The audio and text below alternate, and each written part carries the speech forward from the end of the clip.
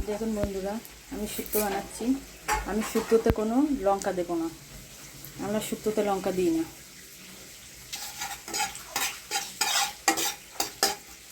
তিতোতে কখনোই লঙ্কা দেওয়া উচিত না।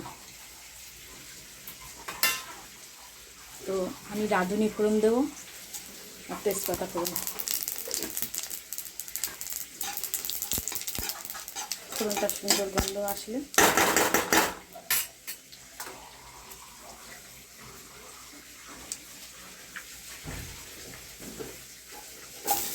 আলু পেঁপে, কাঁচকলা, গাজর,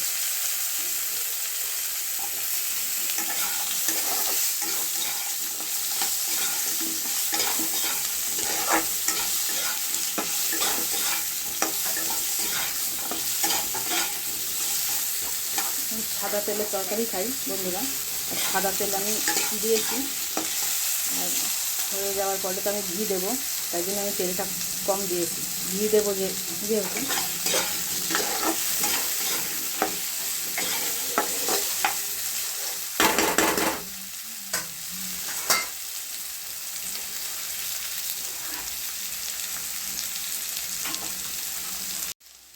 হ্যালো বন্ধুরা, এর আগের দিন আমি শুক্তো বানিয়ে দেখিয়েছিলাম। তো আমি বলেছিলাম হলুদ ছাড়া আমরা খাই না, বাচ্চার মারা হলুদ ছাড়া খেতে নেই। আমি একটু অল্প করে হলুদ দিয়ে দিয়েছি। এবার এই মশলার পেস্টটা দিয়ে দিলাম, আদা, রাঁধুনি, সর্ষে। আমি বেশি ভাজবো না সর্ষে দেওয়া। এইটা দিয়ে একটু কষিয়ে নেব সুন্দর করে, তারপরে দুধটা দেবো। দেখুন আমার ভাজা হয়ে গেছে, আমি এই দুধটা দেবো।